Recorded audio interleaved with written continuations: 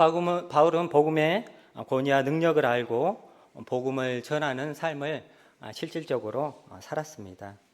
또 사람들의 인정을 구하지 않고 하나님의 인정을 구하며 또 하나님을 만나는 그러한 광야의 시간을 갖기도 했습니다. 또 바울이 3년 만에 예루살렘에 있는 베드로를 만나서 15일간 있고 또 예수님의 형제인 야고보를 또 만났습니다. 그 외의 사람들은 보지 않고 결국은 사람들의 인정을 구하기보다 하나님의 뜻을 구하고 또 하나님께 인정받고자 했던 것이 바로 사도 바울이었습니다. 우리가 이렇게 해서 갈라디아서 1장 말씀을 함께 살펴봤습니다. 오늘은 갈라디아서 2장 1절부터 10절 말씀을 함께 살펴보고자 합니다. 갈라디아서 2장 1절에서 10절입니다.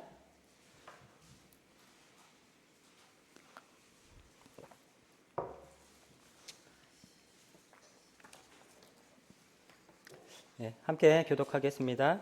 14년 후에 내가 바나바와 함께 디도를 데리고 다시 예루살렘에 올라갔나니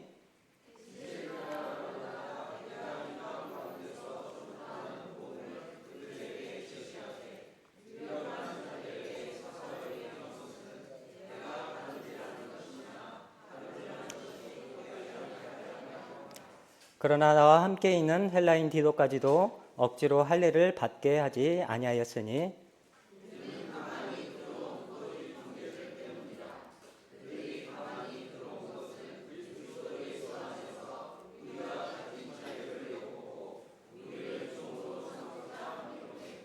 그들에게 우리가 한시도 복종하지 아니하였으니 이는 복음의 진리가 항상 너희 가운데 있게 하려 함이라.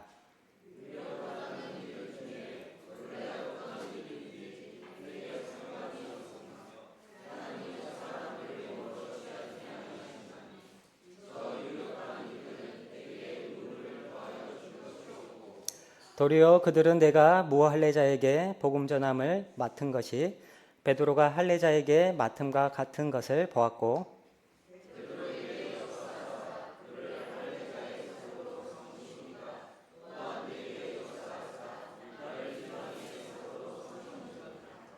또 기둥같이 여기는 야고보와 게바와 요한도 내게 주신 은혜를 알므로 나와 바나바에게 친교의 약속을 하였으니 우리는 이방인에게로 그들은 할례자에게로 가게 하려 함이라.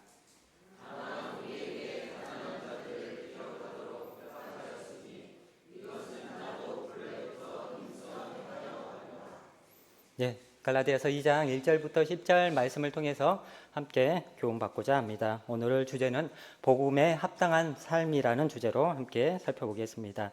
2장 1절 말씀입니다. 사도 바울은 14년 후에 바나바, 디도와 함께 예루살렘으로 가게 되었습니다. 그때 당시 예루살렘 교회는 맨 처음 시작된 교회이기 때문에 그 다음에 안디옥 교회, 여러 지역 교회들이 세워졌습니다. 그곳을 하나의 어머니 교회의 모교회처럼 생각을 하였습니다. 저도 광주 동북교회에서 한 8년 동안 신앙생활을 했습니다. 광주 지역에 있어서 광주 동북교회는 남북교회, 북북교회 여러 가지 지역교회들이 띄어져 나와서 또 교회를 형성했기 때문에 광주에 있어서는 광주 동북교회가 어머니 교회 같은 그런 역할들을 저는 했다고 생각되어집니다. 바로 예루살렘 교회가 그때 당시 그러한 역할들을 했고 또 그렇게 생각을 했습니다. 14년 후에 내가 올라갔다. 이 14년 후가 구원받은 14년 후인지 아니면 처음 예루살렘을 방문하고 난 이후 14년인지 여러 견해들이 있지만 다시 방문했다. 또 14년 후라는 말을 통해서 대략 지난번 방문 이후 14년이 아닌가 이렇게 생각을 해보게 됩니다. 중요한 것은 또 확실한 것은 무엇이냐? 내가 누구랑 갔다?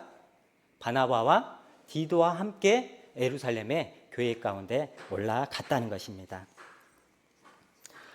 바울은 동역자인 바나바 또 이방인이면서 자기를 통해서 구원받은 디도를 데리고 함께 주의 계시를 따라 올라갔습니다. 바나바는 예루살렘에 있는 사도들 앞에서 바울의 보증인이 되었고 지지자가 되었습니다. 바나바가 다소에 있는 사울을 데리고 사도 바울을 데리고 오게 됐고 함께 안디옥에서 일을 하게 되었습니다. 바울의 1차 전도 여행 때 이 바나바는 바울과 함께한 자였습니다. 또 디도는 바울의 영적 자녀이자 동역자였습니다. 디도는 그리스도인으로서 할례받지 않은 이방인이었습니다. 그래서 사도 바울이 행했던 여러 가지 사역에 있어서 하나의 샘플과 같은 그런 인물이 바로 디도였다고 생각되겠습니다. 그래서 유대주의자들은 그때 당시에 할례를 받아야 구원을 받는다 했기 때문에 디도 또한 할례를 받아야 한다라고 이런 생각을 했습니다. 하지만 사도 바울은 복음의 진리, 행함이 아닌 믿음으로 말미암아 구원받는 이 복음의 진리를 훼손하지 않게 하기 위해 디도에게 할례를 행하지 아니하였습니다.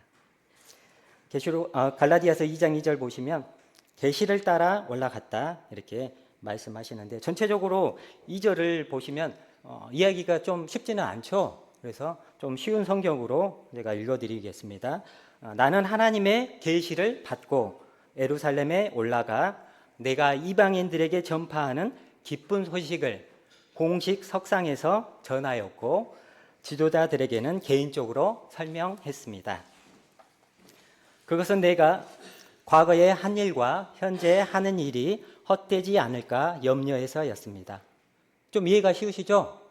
네, 예루살렘에 가서 내가 공식 석상에서 제가 이방인들 가운데서 이런 복음을 전했습니다. 이야기를 하고 또 개인적으로 유명하다는 그런 형제님들에게 개인적으로 내가 전한 복음에 대해서 설명을 드렸다는 것입니다. 왜 이렇게 설명했다고요? 자기가 과거에 한 일, 현재의 한 일이 물거품이 되지 않게 하기 위해서, 헛되지 않게 하기 위해서 이렇게 했다라고 사도 바울은 이야기를 하고 있습니다. 사도 바울이 제가 전한 복음을 한번 점검해 주세요. 한번 봐주세요. 제가 맞나요? 이렇게 하려고 간 것이 결코 아니라는 것입니다. 사도 바울은 하나님께 받은 말씀을 전했고 그 복음 말씀은 확실한 하나님의 말씀이었고 진리의 말씀, 참된 복음을 그는 의심 없이 전했습니다. 또 사도들 앞에서 그가 이러한 설명을 했던 또 이유 가운데 하나는 예루살렘 교회와의 여러 가지 협력을 감안했다는 것입니다. 나는 이방인들에게 복음을 전하니까 나 예루살렘 교회와 상관없어. 내가 어떻게 전하든 예루살렘 교회 나와 무슨 상관이야. 아무렇게 해도 돼. 이런 자세가 아니라 내가 전한 복음에 대해서 예루살렘 교회까지 어떤 잘못된 영향이 간다 하면 그것은 결코 합당치 않다. 하나님의 교회가 서로 유기적으로 연결돼서 서로 돕고 협력하는 그런 체제를 사도 바울은 원했고 또 그렇게 했던 것을 보게 됩니다. 하나의 또 예의적인 그런 문제이기도 했습니다. 우리가 어느 교회에 갈 때 사전에 어떻게 한가요? 그 교회 장로 형제님께 미리 이야기를 하죠. 예의의 문제예요. 예의의 문제. 제가 이렇게 했습니다. 믿음의 대선배들 앞에서 이런 예의를 또 갖췄다는 것입니다. 예를 들면 베드로와 또 야고보, 요한 믿음의 대선배들이에요. 군대로 말하면 상당히 장성급. 나는 이제 들어온 누굽니까? 신병. 그런 차원에서도 그렇게 했다는 것입니다. 지도자들 사도 바울이 전하는 복음을 듣게 되고 사도 바울이 전했던 복음 우리가 들었는데 정말 맞구나. 사도 바울이 전한 복음이 결코 거짓이 아닌 참된 복음을 전하고 이 복음은 정말 확실한 하나님의 말씀이구나라고 그들은 알게 되었습니다. 바울은 이방인들에게 복음을 전할 때 그 교회 가운데 이방인만 있겠어요? 유대인들도 있고 이방인들도 있겠죠. 근데 자칫 유대인들은 무엇을 주장하나요? 할례를 주장하고 이방인들은 그것을 할례를 받지 않죠. 행하지 않죠. 그래서 자칫 잘못하면 혼란과 어려움 가운데 빠질까 봐 염려해서 이러한 과정을 거쳤다라고 이야기를 하고 계십니다. 바울은 계시를 따라 올라갔습니다. 그냥 간 것도 아니에요. 내부적으로 그런 이야기는 있었겠죠. 한번 가가지고 이야기를 해야 되겠다라는 생각은 했겠죠. 몇 년 후에라고요? 14년 후에. 이런 하나님의 어떤 때가 됐어. 하나님이 그들 가운데 마음을 주셨을 뿐만 아니라 그런 계시를 따라 그들이 예루살렘 교회에 가게 되었다는 것입니다. 우리 성도님들은 하나님의 인도하심을 받고 어떤 결정을 하신가요? 아니면 내가 이미 다 결정해 놓고 하나님께 일방적으로 통보하는 식으로 저 이렇게 했어요. 하나님 알고 계세요. 이렇게 하시나요? 개인적인 일, 또 가정의 여러 가지 중요한 일들을 우리가 결정을 앞두고 과연 우리는 하나님 앞에 어떤 자세로 나아가고 있나요? 또 몸된 교회 가운데 하나님의 일꾼들이 있는데 일꾼들에게 과연 그러한 일들에 대해서는 상의를 하시는지 아니면 교회 기도 제목 가운데 그런 것들을 내놓으시는지 한번 생각을 해보면 좋을 것 같습니다. 앞선 일꾼들이 존재하는 이유는 저는 바로 그런 거라고 생각되어집니다. 어떤 중요한 일들을 함께 공유하고 기도 요청하고 또 알고 기도해주고 이것이 앞선 일꾼의 존재 이유가 아닌가 싶습니다. 한편으로 성도님들이 일감을 주는 거예요. 성도님 이러한 일들이 있는데 함께 기도해 주세요. 또 이런 것들을 내가 결정을 해야 되는데 어떻게 하면 좋겠습니까? 라고 이렇게 말씀해 주시고 함께 하시면 좋을 것 같습니다. 사도 바울이 지금 예루살렘 교회에 이와 같은 일들을 했다는 것입니다.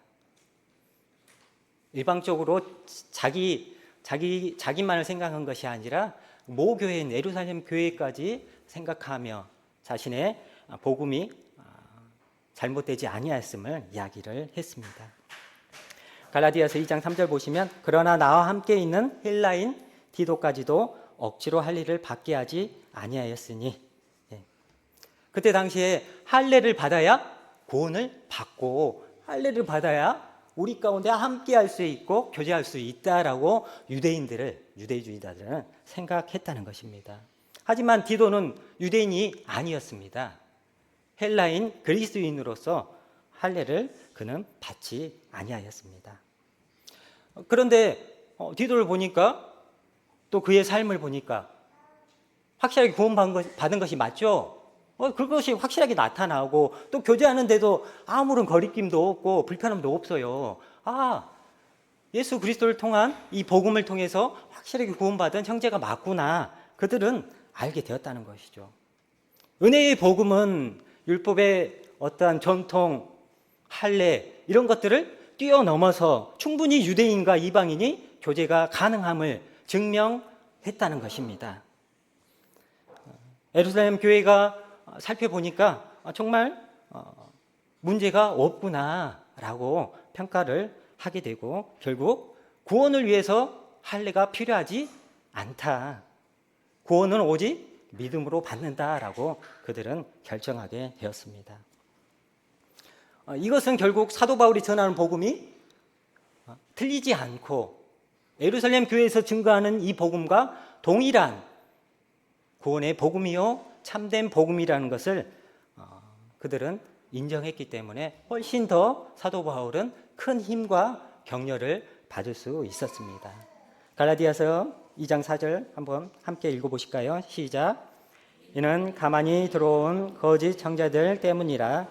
그들이 가만히 들어온 것은 그리스도 예수 안에서 우리가 가진 자유를 엿보고 우리를 종으로 삼고자 함이로되. 가만히 들어온 거짓 형제들 때문에 할례를 받게 하지 아니하였다. 이렇게 이야기하고 있다. 그때 당시에 거짓 교사들 지금 계속해서 이야기를 했죠. 1장에서도 이야기하고 거짓 복음을 증거했던 이들 어떻게 들어왔다고요? 가만히 들어왔습니다. 은밀하게 전쟁할 때 적 가운데 침투할 때 막 요란스럽게 떠들면서 침투하면 다 알겠죠?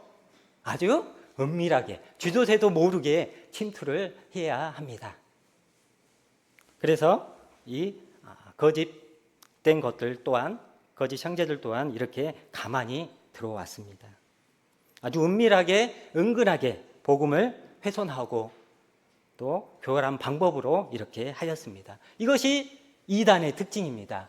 은밀하게 조용히 침투해서 성도들의 믿음을 회방하고 또 성도들이 바른 길로 가지 못하게 하고 교회에서 들려지는 하나님의 말씀, 진리가 거짓인 양 포장을 하고 또 예수 그리스도를 믿고자 하는 사람들로 하여금 믿지 못하게 방해하는 일을 바로 거짓 교사들이 또 이단들이 그렇게 하고 있다는 것입니다. 거짓 형제, 거짓 복음, 이단의 배후에는 누가 있나요? 거짓 사단 마귀가 있습니다. 사단은 가만히 침투해서 거짓된 말씀과 복음을 전파하고 성도를 무너뜨리고 교회를 혼란스럽게 하고 있습니다. 오랜 기간 동안 끊임없이 하고 있어요. 사도 바울이 몇 년 뒤? 14년 뒤에 이와 같이 또 가게 된 것입니다. 계속해서 물고 트집을 잡고 하는 것이 거짓 교사예요. 사단 마귀라는 것입니다. 얼마나 집요하게 어렵게 힘들게 하는지 모르겠습니다. 한두 번 승리했다고 우리 성도님들 괜찮나요? 아닙니다. 계속해서 집요하게 끊임없이 우리를 괴롭히고 힘들게 하는 것이 바로 사탄 마귀 거짓입니다. 결코 사탄은 물러서지 않습니다. 가만히 들어왔다는 표현에 우리는 정말 귀를 기울이고 눈을 더 크게 떠야 되겠습니다. 가만히 들어올 수 있는 것이 아주 많아요.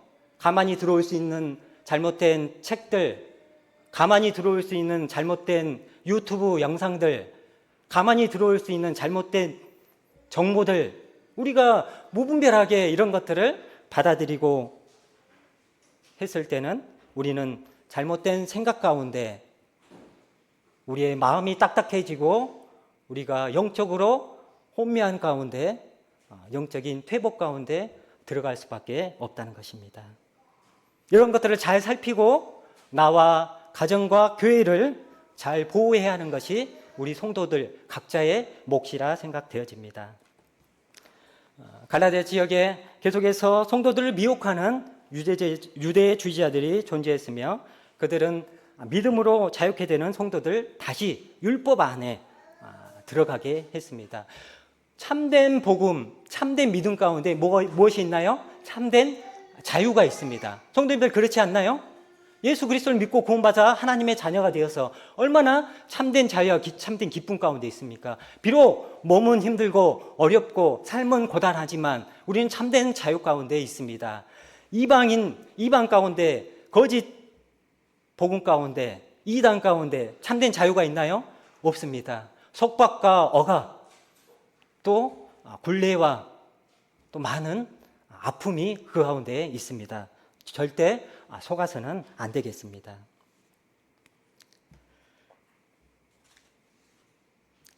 갈라디아 지역 교회의 형편 가운데 디도가 할례를 받지 않은 것은 바로 이러한 이유였습니다. 디도가 할례를 받으면 어떻게 됐을까요? 자 봐라, 구원받기 위해서는 할례가 필요한 거 아니냐. 여기 디도 헬라인인데 헬라인 이렇게 할례 받지 않냐. 우리 말이 맞다, 이렇게 돼버릴 수 있다는 것이에요. 그래서 헬라인 디도가 구원받은 자이지만 그가 할례를 받아도 되고 안 받아도 되지만 할례를 받지 않게 했다라고 지금 사도 바울은 이야기를 합니다. 사도행전 15장 2절에 바울 및 바나바와 그들 사이에 적지 아니한 다툼과 변론이 일어난지라 형제들이 이 문제에 대하여 바울과 바나바와 그 중에 몇 사람을 예루살렘에 있는 사도와 장로들에게 보내기로 작정하니라. 이런 가운데 예루살렘 가운데 갔다는 것입니다. 이해되셨나요? 네, 그들이 작정해서 갔고 성령님이 하나님의 계시를 따라 그들이 예루살렘에 가게 되었습니다. 갈라디아서 2장 5절 그들에게 우리가 한시도 복종하지 아니하였으니 이는 복음의 진리가 항상 너희 가운데 있게 하려 함이다. 한시라도 복종했다? 하지 않았다?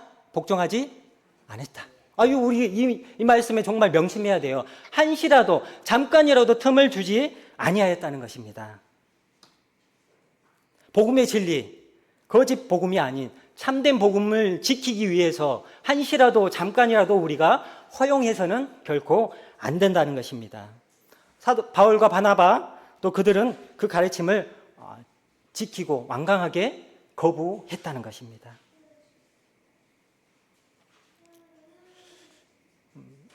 그런 마음이 들 수 있죠. 우리 마음 가운데. 잠깐 어때? 뭐 그것쯤이야. 괜찮지 않아? 이런 생각을 할 수 있겠는데 결코 진리에 대해서는 어떠한 타협, 어떠한 희생이라도 감수해야 할 그런 마음 자세로 우리가 그 부분에 대해서는 확실히 해야 된다는 것입니다. 진리가 아닌 거에 대해서는 어떻게 할 수 있겠죠? 양보할 수도 있고 또 허용할 수도 있고 또 그 가운데 자유함이 있겠죠. 하지만 진리에 대해서는 확실하게 완강하게 우리가 해야 한다는 것입니다.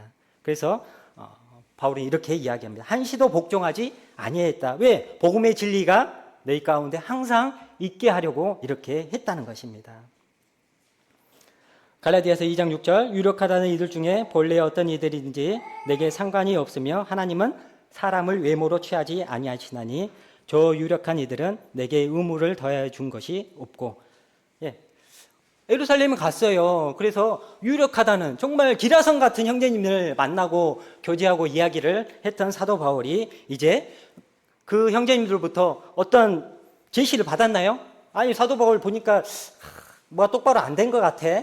이렇게 해야지. 이런 제시를 받았나요?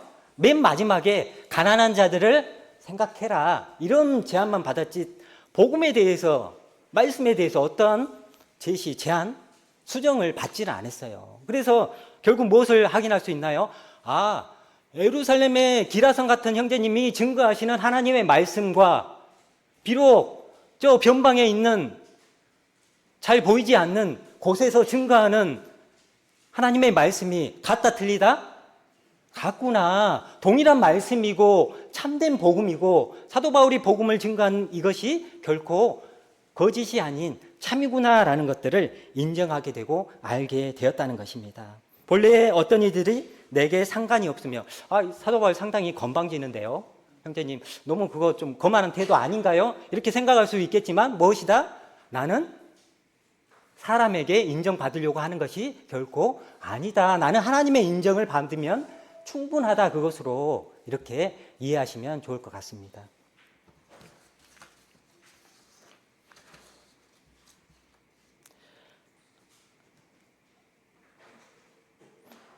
갈라디아서 2장 7절에서 8절 함께 읽겠습니다. 시작.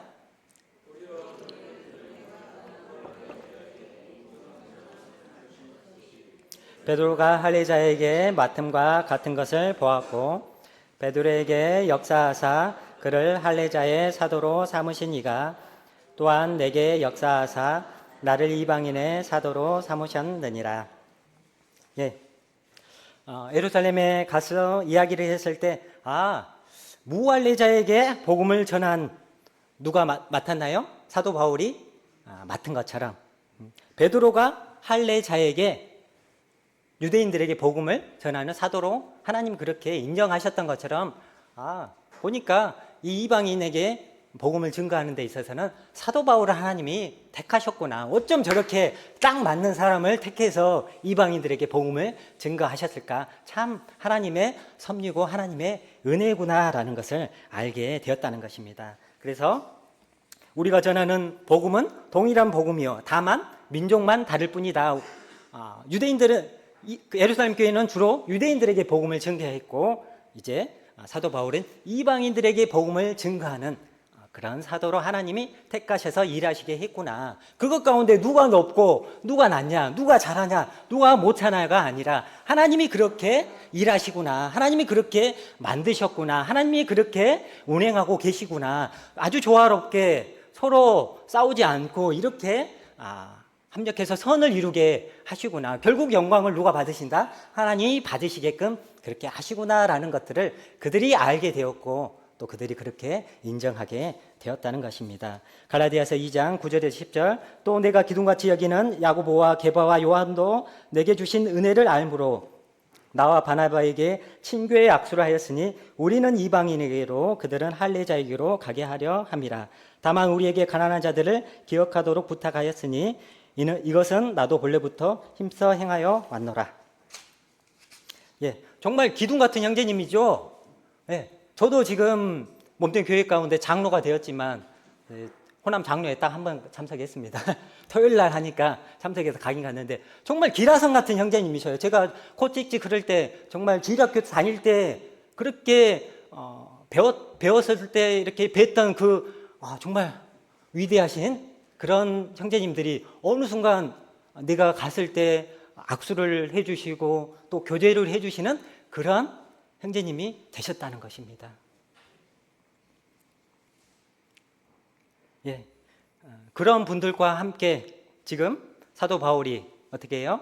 함께 교제를 나누고 이야기를 하니까 결국 이제 무슨 친교의 악수를 했다. 사도 바울, 예, 형제님이 전하는 복음이 우리가 전하는 복음과 동일한 복음이요. 하나님이 그렇게 역사하셨군요. 우리는 유대인에게, 형제님은 이방인에게 이렇게 복음을 증거하기 시작했군요 하고 친교의 악수를 했다라고 말씀하고 계시고, 대신 형제님, 가난한 자들을 꼭 기억해 주십시오. 그들을 잘 돌아봐 주십시오라고 부탁을 했습니다.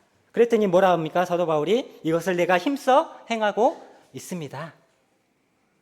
그렇게 실제로 했어요. 예루살렘 교회가 기근으로 인해 어려운 가운데 있었을 때 헌금을 가지고 가갖고 전달하는 일도 했고, 가난한 자들, 과부를 돌아보는 그런 일들을 했습니다. 그래서 몸된 교회 가운데서도 이런 일들을 해야지 마땅합니다. 가난한 자를 돌아보라. 어려운 가운데 있는 성도들, 어려운 가운데 있는 지역교회들, 어려운 가운데 있는 선교사들, 어려운 가운데 있는 곳에 우리의 물질이 들어가는 부분에 대해서 성도님들은 이렇게 감사하게 생각하시면 좋겠습니다. 우리 교회가 하나님의 말씀대로 하고 있구나. 그리고 하나님께서 우리에게 물질을 이렇게 채워주셔서 다른 성도를 돕는 일을 하고 있게 하시구나. 참 감사하다. 이 땅끝에 어디서 보면 누가 알아먹지도 못하죠. 그곳에서 하나님이 성도들 축복하셔서 헌금을 통해서 우리 교회까지 이 먼 해외까지 헌금을 하게 하고 돕는 일을 하게 한다. 이거에 대해서 감사하면 좋을 것 같습니다. 오늘 말씀을 통해서 다음과 같은 교훈을 받을 수 있겠습니다. 첫 번째, 성령의 인도하심을 받는 삶을 살아야 한다. 복음에 합당한 삶은 무슨 삶이냐? 성령의 인도하심을 받는 삶이라는 것입니다. 바울과 바나바 그리고 디도는 거짓 복음에 대한 문제를 논의하기 위해 예루살렘 교회로 가기로 했지만 결국 계시를 따라갔다고 말씀하고 계십니다. 맞죠, 성도님들? 계시를 따라 올라갔다. 하나님이 그렇게 허락하신 때에 합당하게 그렇게 갔다는 것입니다. 이렇게 갔을 때 오히려 발생할 수 있는 여러 가지 분란과 문제들을 사전에 저는 대비했다라고 생각되어집니다. 하나님이 우리 성도님 마음 가운데 그런 마음을 주실 때가 있지 않습니까? 저 성도를 만나고 싶다. 교제하고 싶다. 내가 한번 신방을 가고 싶다. 가야지. 이런 마음을 주실 때 하나님이 허락하신 마음 가운데 우리를 내드려야 한다는 것입니다. 우리의 시간, 우리의 물질들을 내어드렸을 때 하나님이 놀랍게 역사하셔서 그런 일들을, 하나님의 일들을 나를 통해서 하실 수 있다는 것입니다. 그래서 복음에 합당한 삶은 무엇이냐? 성령님의 인도하심을 받는 삶, 성령님께 내 삶을 내어드리고 나의 물질과 나의 시간을 하나님 앞에 드릴 때 하나님은 놀랍게 나를 통해서 역사하시는 것을 보게 되고 또 그것을 통해서 하나님께 영광을 돌리게 된다는 것을 우리가 알 수 있겠습니다. 그래서 내 마음대로 결정하고 행동하는 것이 아니라 주님의 뜻을 구하고 또 그분의 인도하심을 받고 사는 삶, 이것이 바로 복음에 합당한 삶이다. 이렇게 생각됩니다. 두 번째, 복음에 합당한 삶은 목표가 확실한 삶을 살아야지 복음에 합당한 삶입니다. 어떤 삶이라고요? 목표가 확실한 삶. 바울은 자신이 전하는 복음에 대해서 예루살렘 교회에 와서 설명하기 위해 왔을 때 자신이 다름질을 하는 것이냐 다른 일 한 것이 헛될까 염려하였습니다. 맞나요? 내가 정말 복음을 위해서 그토록 수고하고 헌신한 이것이 물거품이 되지 않도록. 사도 바울 복음 전한 거 보니까 완전히 꽝인데, 거짓이야, 가짜야. 이것이 잘못 소문이 돌아가지고 어려운 가운데 처하게 되고 예루살렘 모교회까지 어려운 가운데 처하면 그게 맞을까요? 결코 하나님 원하신 뜻이 아니고 사도 바울이 원하는 것이 아니라는 것이죠. 그래서 사도 바울은 이 복음을 가장 최우선에 두었습니다. 사도 바울은 자나 깨나 복음이었어요. 복음의 목표를 두었어요. 첫째도 복음, 둘째도 복음. 자, 우리의 목표는 무엇입니까? 우리 성도님들 목표 무엇인가요? 주식이 많이 올라갔나요? 이게 목표입니까? 내가 정말 작은 평수에서 큰 평수까지 끝을 한번 찍어보겠다. 이게 목표신가요? 아니면 복음의 증거, 또 진리의 증거, 몸된 교회의 부흥이 나의 목표인가요? 우리는 주님께서 주신 목표를 달성하기 위해서 무엇을 하고 있습니까? 나는 현재 그 목표를 달성하기 위해 무엇을 투자하고 있고 무엇을 준비하고 있습니까? 또 나의 목표, 하나님의 목표에 내가 누가 될까 봐 나의 말과 행동이 그것을 자칫 잘못하면 다 무너뜨릴까 봐 내가 염려하고 걱정하고 근심합니까? 사도 바울은 그렇게 했다는 것입니다. 혹시나 복음이 훼손될까 봐, 혹시나 쌓아놓은 교회 진리가 깨뜨려질까 봐 그렇게 노심초사하며 복음을 전했다는 것입니다.